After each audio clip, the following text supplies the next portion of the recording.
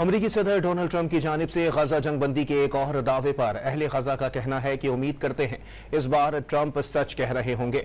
बरतानवी खबरसां agency से गुफ्तगू में मलबे का ढेर बने गजा के एक शहरी ने कहा कि गजा के शहरियों की ख्वाहिश है कि जंग का मुकम्मल खात्मा हो। हर बार कुछ माह के लिए जंगबंदी होती है और फिर दोबारा नई शिद्दत के साथ फलस्तीनियों पर हमले शुरू कर दिए जाते हैं।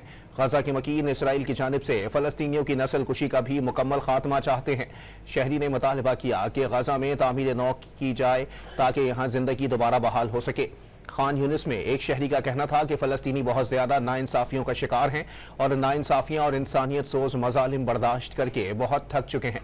एक फलस्तीनी ने कहा कि सदर बनने से पहले डोनाल्ड ट्रंप कहते थे कि वो सदर बनते ही जंग रुकवा देंगे, लेकिन उनके तमाम बयानात बेकार साबित हुए।